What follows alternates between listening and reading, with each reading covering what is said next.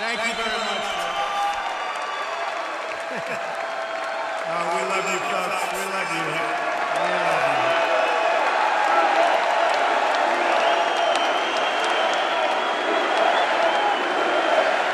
Not bad. Thank you, folks. Thank you very much. A great honor to be here, and I want to thank Chris. So many people have done such an incredible job, and these are real patriots. They really are, and they don't get the kind of adulation, but really they do, and we know that. I want to thank Wayne LaPierre. I want to thank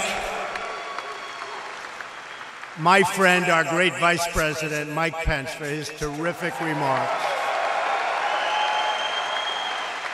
I also want to recognize our great Texas leaders. Do we love Texas? Do we love Texas? Governor Greg Abbott, my friend. Where's Greg? Governor Greg Abbott. And he's running, and I've already done it, but I will tell you, Greg, I fully endorse you. You are endorsed. He has done a great job. I'll tell you, you had your water just pouring down on top of you, just kept coming and coming. He kept calling and calling. We need more money, money, money. And you know what? We gave it to you. Fully endorsed. Attorney General Ken Paxton, tremendous guy. And by the way, Ken, you have my full endorsement, and Angela, your wife, has my full endorsement. She just had a big victory. Senator John Cornyn, been with me right from the beginning. John, thank you. Thank you, John. Full endorsement for this man, Ted Cruz. Where's Ted? Where's Ted?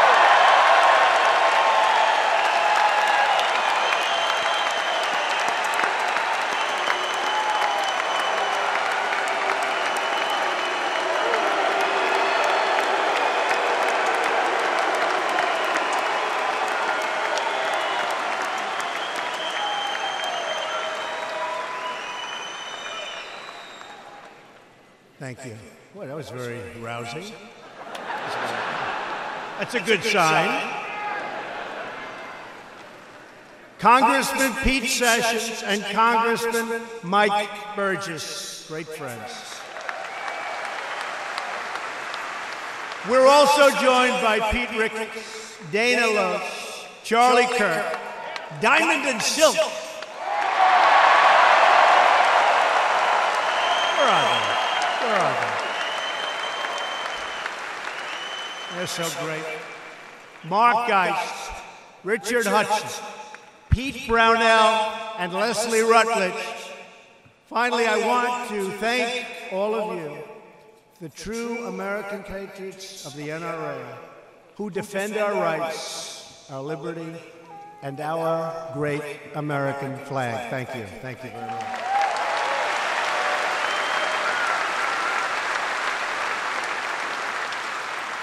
The people in this hall have never taken our freedom for granted, never. And you have never stopped fighting for our beloved Constitution. Incredible people. Thank you.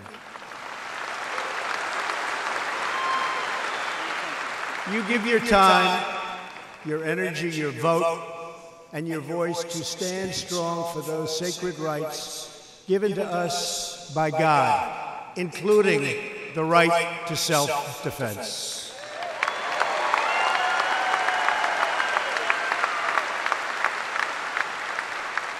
And now, thanks to your activism and dedication, you have an administration fighting to protect your Second Amendment, and we will protect your Second Amendment.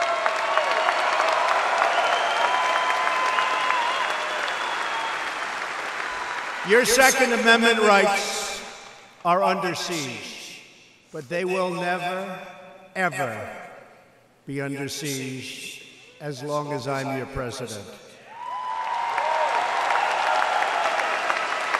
All of us, thank you. Thank you. All of us here today are united by the same timeless values. We believe that our liberty is a gift from our Creator and that no government can ever take it away. We believe in the rule of law.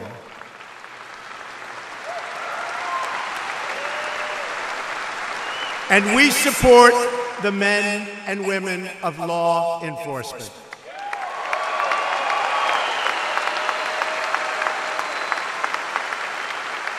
We have pride in our history and respect for our heritage.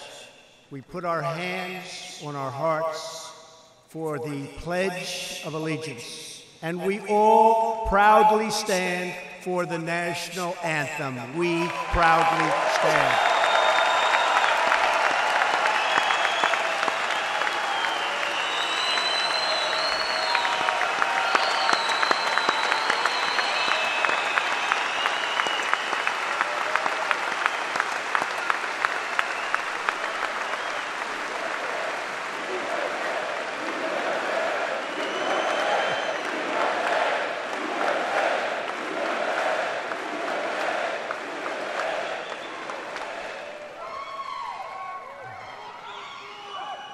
What people, what great people.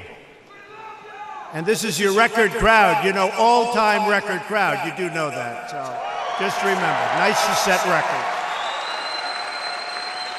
We love our country, and we believe our citizens deserve a government that shows them the same love and loyalty in return.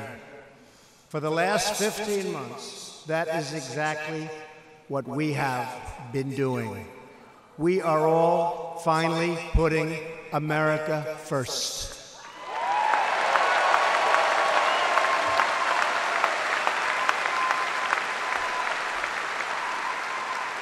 And we are seeing the incredible results as a result of our massive tax cuts, and everybody is benefiting and everybody is happy. And the Democrats are very concerned. You watch how well we do in 18. You watch. You watch. Get out and vote. Don't be complacent. Don't be complacent. You know, history says that when you win the presidency, you get complacent. We all know the feeling. Do you know the feeling? Not too many. Like 90% of the time, you win the presidency, and for whatever reason, you lose the midterm. We can't let that happen. And the word is complacent. You know, I kept thinking to myself, why is that? I wonder why. Think about it. You win. You have this great win. Now you take a breath. You relax. All of a sudden, 2 years is up. They're fighting like hell, and you're complacent. We cannot get complacent. We have to win the midterms.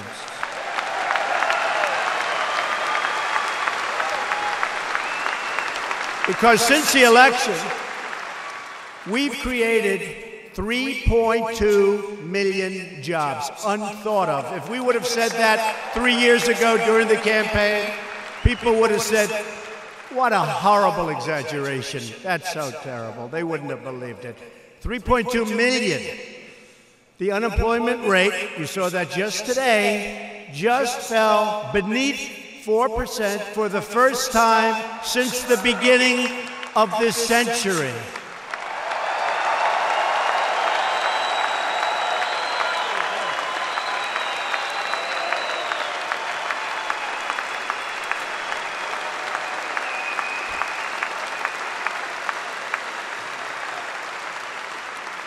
You know, I heard it was about 19 years. I said, wait a minute.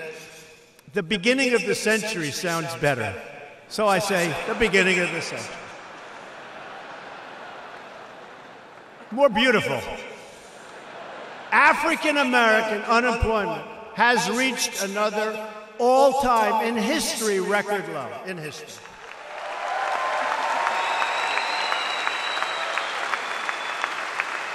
And by the way, Kanye West must have some power, because you probably saw I doubled my African American poll numbers. We went from 11 to 22 in 1 week. Thank you, Kanye. Thank you.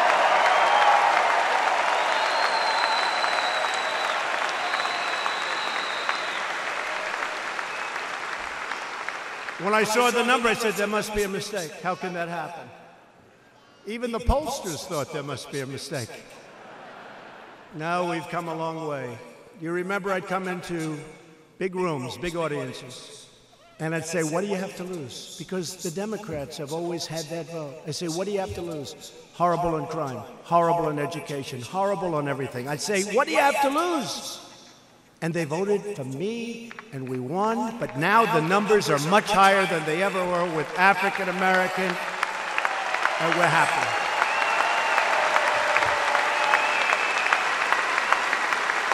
And the same thing with Hispanic American unemployment, which is also at the lowest level in history. Unemployment, lowest level in history. And women's unemployment, many women, is at the lowest level in almost 20 years. Think of that. So we have the best employment numbers we've virtually ever had. And yet, all we hear about is this phony Russia witch hunt. That's all we hear about.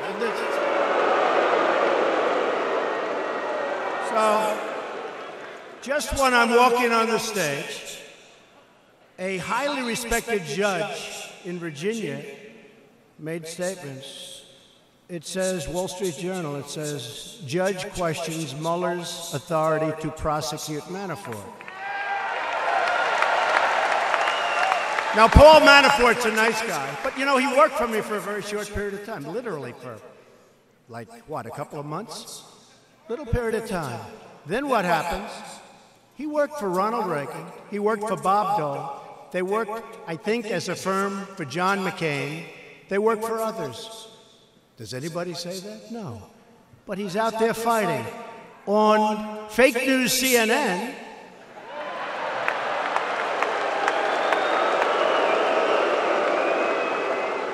I think NBC may be more distorted and worse, but no, but on CNN, they have a headline. Judge in Manafort case says Mueller's aim is to hurt Trump. You believe that? This is what we're up. It's called the witch hunt. So I just said, give me that article. I want to read it. Just happened a few minutes before I walked on stage. A federal judge Friday questioned special counsel Robert Mueller's authority to bring tax and bank fraud charges unrelated. Nobody knows that. Everyone thinks, oh, unrelated to the 2016 election against former Trump campaign manager, Chairman Paul Manafort. He was there for a short while. But he's a good person. He is. I really believe he's a good person. Judge T.S. Ellis, who is really something very special, I hear from many standpoints. He's a respected person. Suggested the charges before the U.S. District Court for the Eastern District of Virginia were just part of the Mueller team's designs to pressure Mr. Manafort into giving up information on President Donald Trump or others in the campaign. I've been saying that for a long time. It's a witch hunt. Then,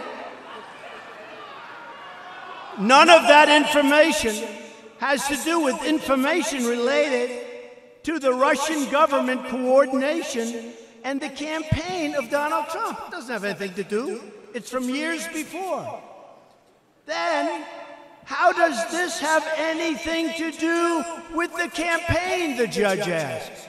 Let me tell you, folks, we're all fighting battles, but I love fighting these battles. It's really a disgrace. What's happening to our country is a disgrace.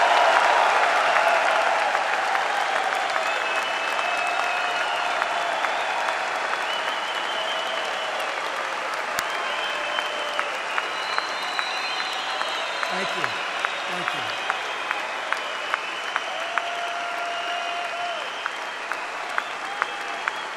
Can you imagine if we ever called for a rally in Washington, D.C.? There wouldn't be enough room. There wouldn't be enough room. We have a lot of love going on. You know, people don't realize we have great love going on in this country. Great love.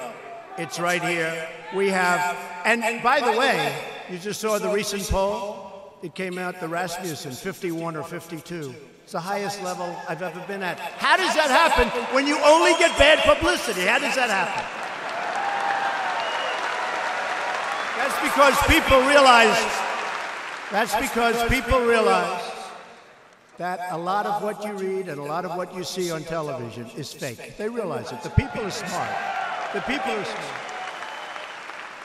So you have a battle also. You have a battle to keep your rights, and we're going to keep those rights. You're going to be so happy. You have to say, you weren't sure that Trump was going to win, but you all went out there.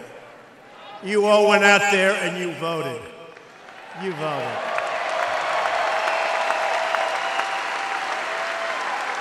And there were times they'd put up that Trump, Pence, Trump, Pence. There were times you'd say, geez, a week before they were saying, I remember they came out with a lot of phony polls. You know what that's called? Suppression. They convince you that you're wasting your time. Why should you vote? Go to a movie instead, come home, watch the results. Very few of the people in this room and in this country did that. And we really had a big night. Remember they said, there's no way, Electoral College, there's no way to 270 for me. There is no way to 270. And they were right. But 306 was okay, right?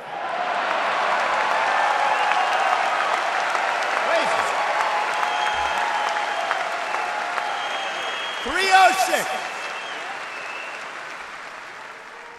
So we had a great time, and I think we're doing better now than ever before. I think we're more popular now from the standpoint, now we've produced. You know, when I was running, I said we're going to give you tax cuts. And by the way, we are decimating Obamacare. We got a bad vote the evening. We got a bad vote the evening that we were going to terminate Obamacare. We got a bad vote. You know about that, right? That was not a nice thing. That was an unexpected vote. But if you look at the massive tax cut bill, we also got rid of the individual mandate, which is the worst part of Obamacare, right?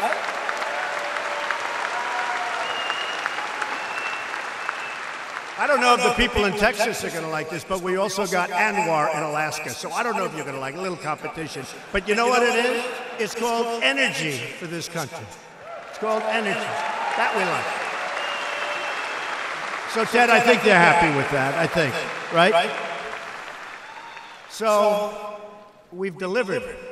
And when we were running, I would say, we're going to this, we're going to that, we're going to that.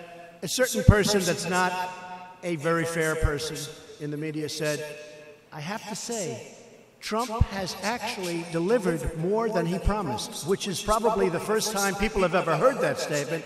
We've actually delivered more than we promised. And let me just tell you this, we're really doing well with North Korea. We're really doing well. Okay?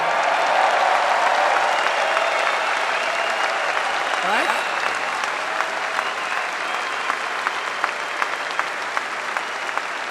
We're doing real well.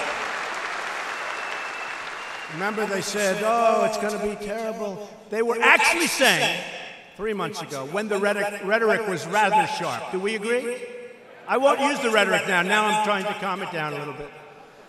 So I'm not going to use the rhetoric. But let's put it, he goes to use it.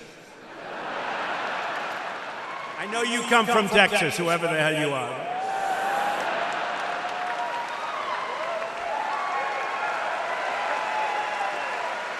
Look, for years they've had this problem. And everybody has said sort of, oh, don't talk.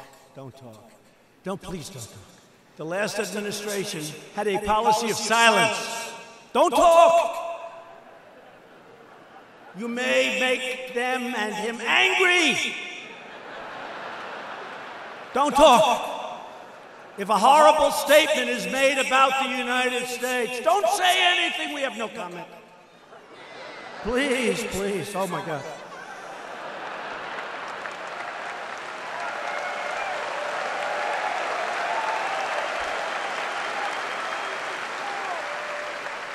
Same thing with Iran. Remember? We're signing that horrible deal, and they're marching in the streets saying, death to America. I said, who signs a deal when they're marching saying, death to America? Who marches? They're saying death to America, and we have the former administration.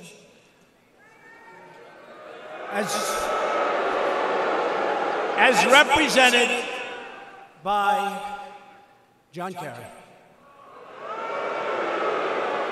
Not the best negotiator we've ever seen. He never walked away from the table, except to be in that bicycle race where he fell and broke his leg. That was the only time.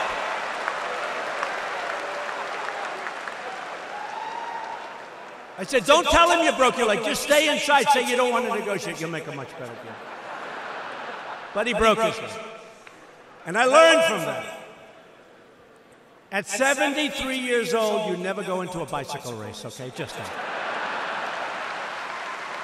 You just don't do that.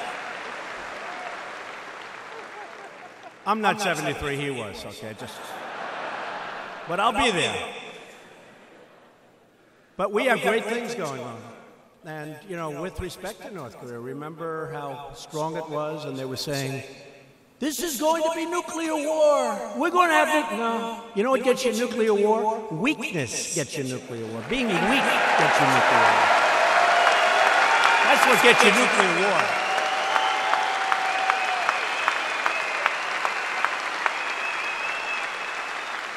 So let's talk about guns, shall we? Paris, France has the toughest gun laws in the world. The president just left Washington. Emmanuel, great guy. Nobody has guns in Paris, nobody. And we all remember more than 130 people, plus tremendous numbers of people that were horribly, horribly wounded. You notice nobody ever talks about them. They talk about the people that died, but they never mention that 250 people had horrible, horrible wounds. I mean, they never mentioned that. But they died in a restaurant and various other close proximity places. They were brutally killed by a small group of terrorists that had guns. They took their time and gunned them down one by one. Boom, come over here. Boom, come over here. Boom. If you were in those rooms, one of those people and the survivors said, it just lasted forever. But if one employee or just one patron had a gun, or if one person in this room had been there with a gun aimed at the opposite direction, the terrorists would have fled or been shot, and it would have been a whole different story. I mean, right? Right? We all know what's going on in Chicago. But Chicago has the toughest gun laws in our country. They're so tough. But you know what's happening? It seems that if we're going to outlaw guns, like so many people want to do, Democrats,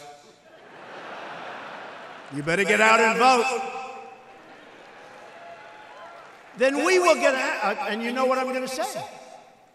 We are going to have to outlaw immediately all vans and all trucks, which are now the new form of death for the maniac terrorists, right? They take a truck and they run over 8 people and wound 16, like what happened in New York and what just happened. It's happening all over. So let's ban immediately all trucks, all vans, maybe all cars. How about cars? Let's not sell any more cars. I love you too. Thank you.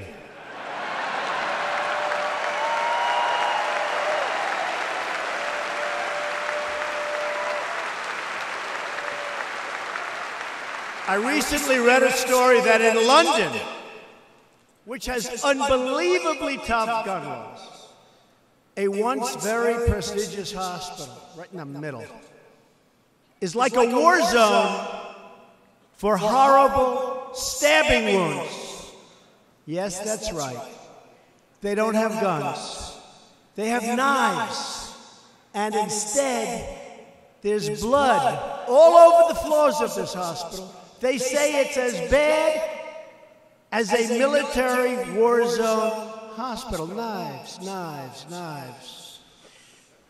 London hasn't been used to that. They're getting used to it. It's pretty tough.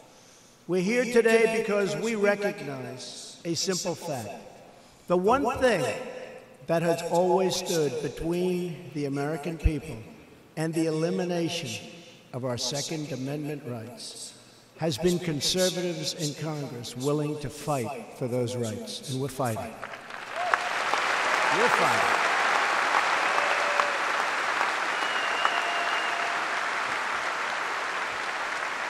We're fighting to defend our freedom. We need the people in Washington to support our freedom, to support our candidates, to support Ted, to support the people that have to raise their hand. You know, they say we have a majority. We have what? A majority of one person? That's not really a majority. We need Republicans to do it right, to get the kind of things we want. We've got to get Republicans elected. We've got to do great in 2018. Those midterms, we have to do good. We need judges who will enforce our laws, protect our sovereignty, and uphold our American way of life. The Constitution can't be changed by judges, bureaucrats, or the United Nations. That is why we are appointing federal judges who will interpret the law as written.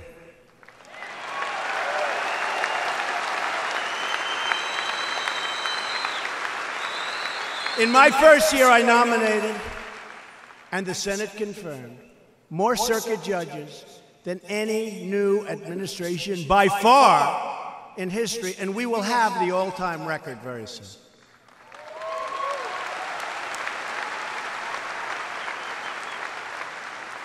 President Obama was very nice to us because he left us a lot of judges tonight. I said, that's a lot of judges. Like almost 140. That's a lot of judges. I was very surprised. I was very happy. And we put an incredible new justice on the Supreme Court, Judge Neil Gorsuch. Yet virtually every single Democrat in the Senate opposed Neil Gorsuch, just like they have consistently opposed judges who will protect your basic freedoms. And by the way they're slow-walking people that are supposed to be working for us in government.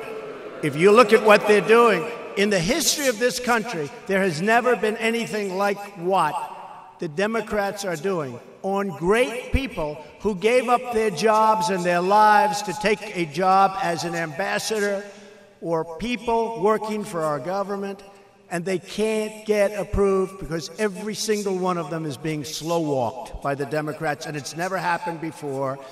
And you know what? I hope we have long memories, but I hope we don't have to worry about it because we're going to be there a long time, so we won't have to worry about it. But what they're doing is disgraceful. What they are doing, Schumer and the group, what they are doing is disgraceful. What they're doing to the wall and immigration is disgraceful, and you just take a look at the border, okay? You take a look. Take a look at what's happening.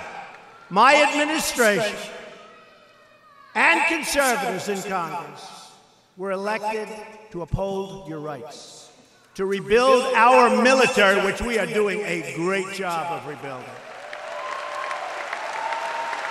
to restore our prosperity, to secure our communities and defend our borders.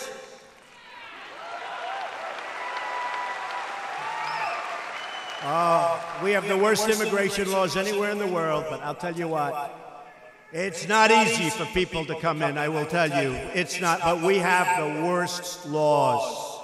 After years of defending the borders of other countries, we go into wars with other countries.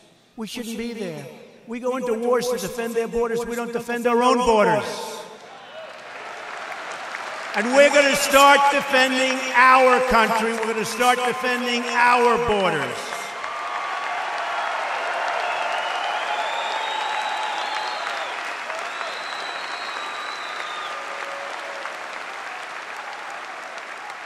You've all seen on television, all over the papers, the illegal migrants pouring up through Mexico, flooding the border, many from Central America, Honduras, all over the place, coming up by the thousands.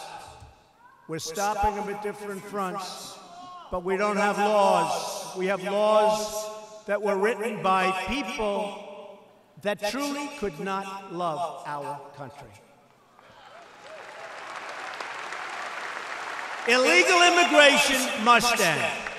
Illegal immigration must end. We are going to have strong borders. I will tell you, we have maxed out every law. We are going to have truly strong, and we're going to take people into our country, but they're going to come in based on merit, not based on picking somebody out of a bin. We are not going to let our country be overwhelmed, and we're going to demand Congress secure the border in the upcoming CR. It's going to be very soon. It's going to be very soon. In recent months, Democratic lawmakers have voted against legislation to close deadly immigration loopholes, like catch and release. How about that one? We caught them. Oh, release them. Bye-bye. Welcome to America. Welcome to America. That's what we have. We're going to keep the violent criminals out. Senate Democrats like John Tester, you saw what happened there. What he did to one of the finest people in our country. What he did to the Admiral. What he did is a disgrace. John Tester. Bill Nelson and Bob Casey voted against Kate's Law, legislation named for Kate Steinle, who was gunned down by a 5-time deported illegal immigrant. And you saw what happened with that court case. Can you believe the result of that court case? Can you believe that? The same senators, along with nearly every other Democrat, also voted to protect something that's actually becoming very unpopular, sanctuary cities. Can you believe finally people are starting to get it? Democrats and liberals in Congress want to disarm law-abiding Americans. At the same time, they're releasing dangerous criminal aliens and savage gang members onto our streets. These countries send up their worst. Remember what my opening speech, I got criticized for it, remember? Well, guess what? They're not sending their finest, that I can tell you. We're getting some real beauties in here.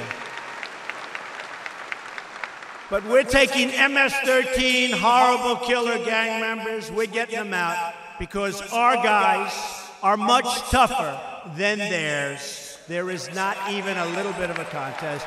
And that's the only language they understand. That's the only language they understand.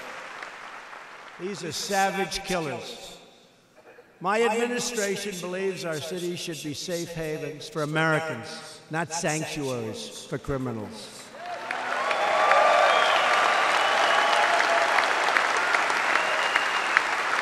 And we believe that violent gang members must be thrown out of our country immediately, not let to stay, to fester, and to get larger. We get them out, and we are taking them out by the thousands.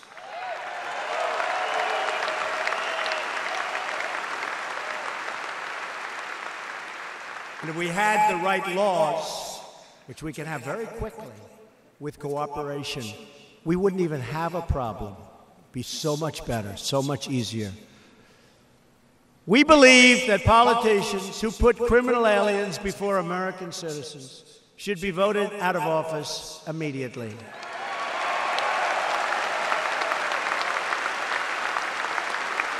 As we secure our borders, we're also supporting the heroes who fight crime, serve our citizens, and secure our streets. Our brave men and brave women in blue. We love them.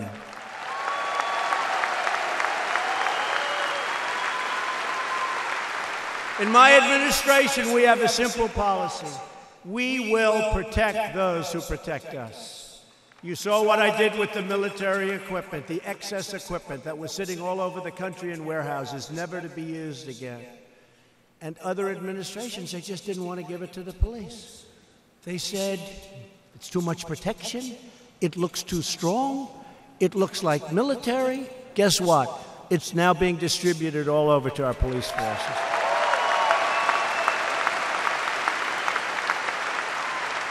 And it's better than they could ever buy. Can't buy stuff like that.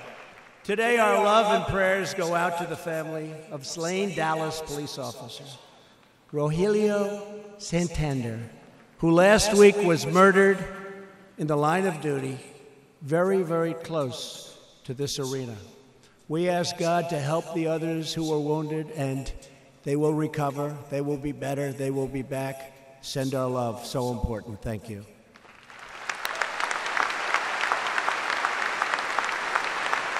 And we mourn together with the entire Dallas Police Department. It's a great police department. A police force that has lost too many heroes, but has never lost its will to protect and to serve you.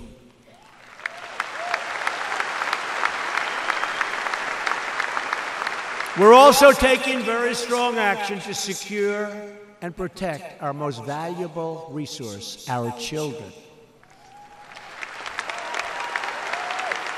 All of us here today are deeply committed to school safety. Nothing is more important than protecting innocent lives. And I will tell you, Wayne and Chris and all of the people at the NRA, we speak about it all the time. These are great people. These are great Americans. These people have great heart.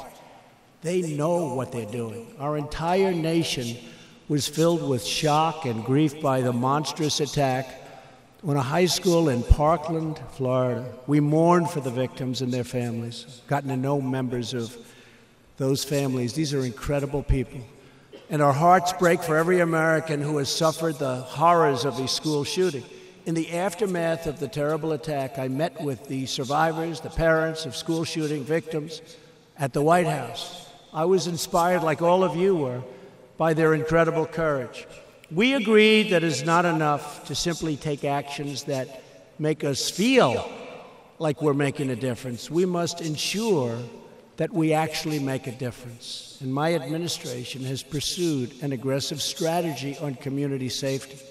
We're working to improve early warning systems so that when the police are called, when the community sees the red flags, which they saw in Parkland all over the place, there has never been a case where more red flags have been shown. Swift action is taken by the authorities. Law-abiding gun owners want to keep firearms out of the hands of those who pose a danger to themselves and to others. We all want that. We all want that.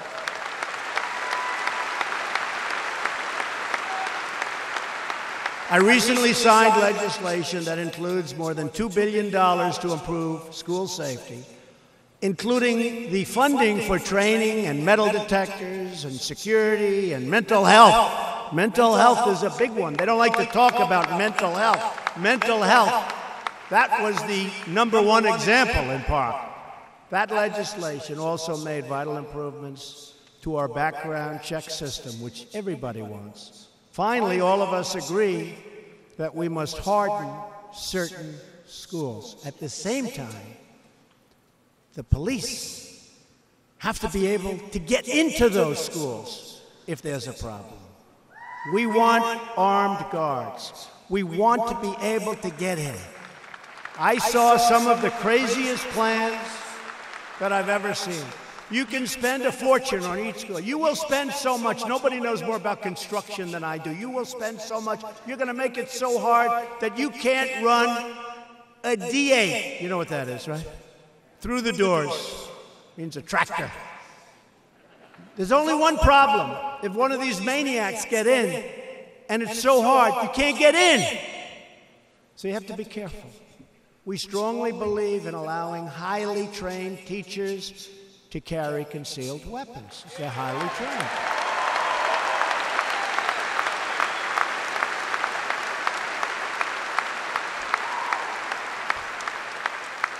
and we want highly trained security guards. 98% of mass public shootings have occurred in places where guns are banned, just so you understand. Tragically, as we've seen, there's no sign more inviting to a mass killer than a sign that declares this school is a gun-free zone. Come in and take us. 98%. You know, they're cowards. You saw that in the recent case where he did all of his damage and then he sort of slinked out of the school. And the policeman outside caught him in a different community. That policeman did a good job. That policeman did a good job. Caught him in a different community. But they are cowards. When they know there's guns inside, they're not going in. We just don't understand that. We can't get that word out. But highly trained people. At the same time, there is no stronger deterrent for a sick individual than the knowledge that their attack will end their life and will end in total failure. When they know that, they're not going in. You're not going to have school attacks. We support the Second Amendment, not only because we believe in freedom, but also because we trust in everyday, talented, wonderful people. They love our students.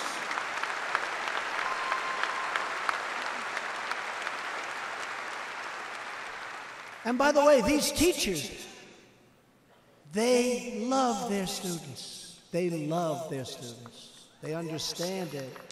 They love their students, and they're not going to let anybody hurt their students. But you have to give them a chance.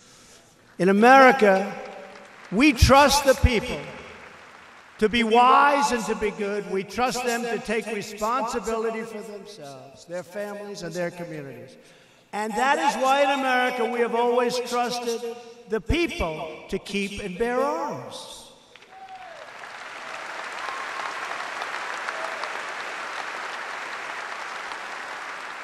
It is fitting that we gather today in the great state of Texas, a place that cherishes their right like no other.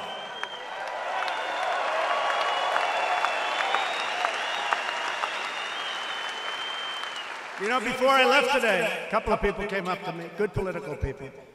They said, you know, going to the NRA convention and speaking today, that'll be very controversial. It might not be popular. You know what I said? Bye-bye, got to get on the plane.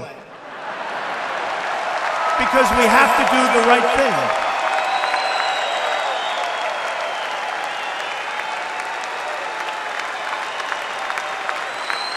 We have to do the right thing.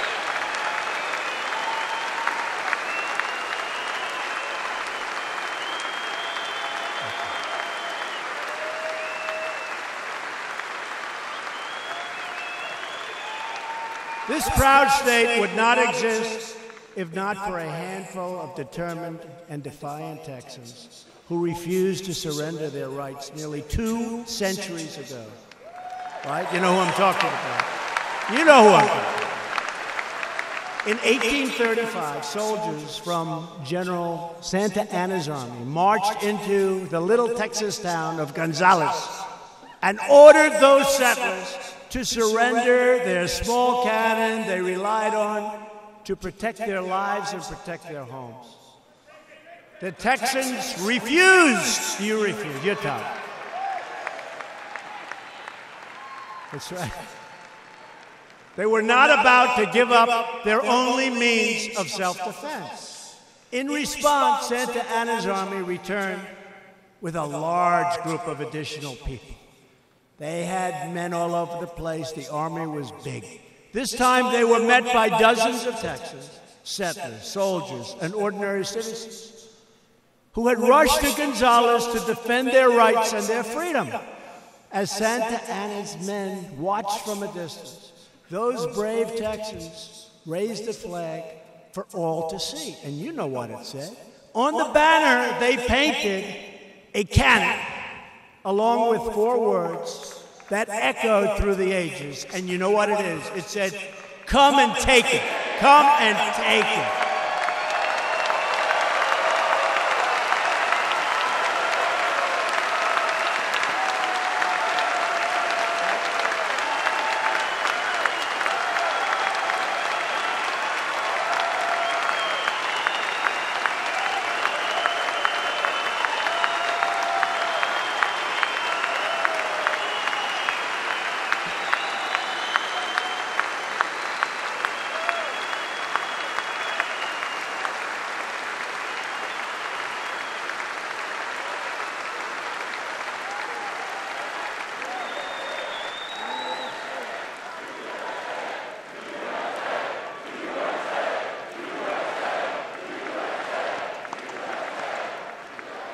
Like those early Texans, Americans will never surrender.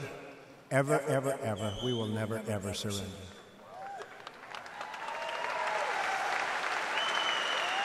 We will never give up our freedom.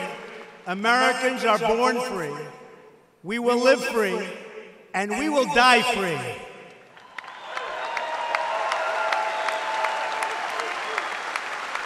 So again, it is a great honor to be with you. Very special people.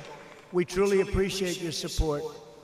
I'm doing the right thing. I'm doing it for you, but we're doing the right thing. We're doing the right thing together.